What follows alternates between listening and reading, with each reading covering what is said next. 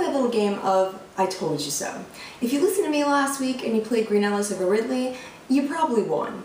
In fact, through the first 6 weeks, my studs are performing almost exactly 25% over their ESPN projections, while my duds, they're down almost 10. Not just another pretty face, wouldn't you say? Of course, with great power comes great responsibility. And I've got my team of football freaks and geeks working hard to make sure we keep these results coming to you. So enough patting myself on the back, you're here for studs and duds. Carson Palmer went from working on his iPhone application company to starting for the Raiders in just a week. Surely he can't be a stud, but he is. Palmer's not a great quarterback. In fact, his last few seasons have been downright average, but he's in the perfect situation. He knows Hugh Jackson's office, and he has a relationship with the guy going back to college. He's got good receivers and a solid running game.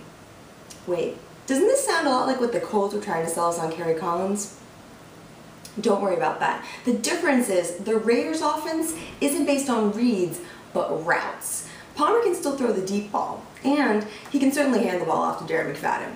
Expect Palmer to put up Jason Campbell numbers or better. Yes, that's a compliment. Can a new QB help Adrian Peterson back to fantasy studliness? I think so.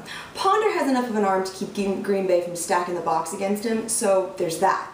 Add in that the blitzing Packers will need to be controlled with draws and play actions, and there's going to be a ton of opportunity for Peterson.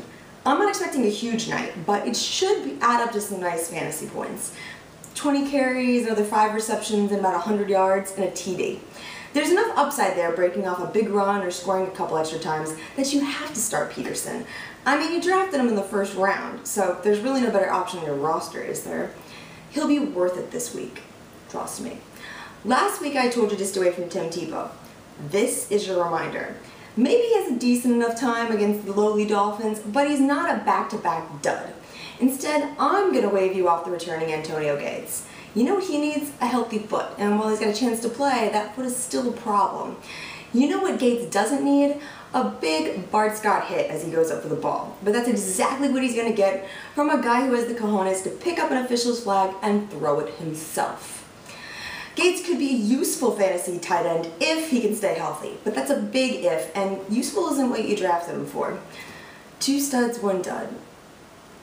Sounds like a viral video. See you guys next week.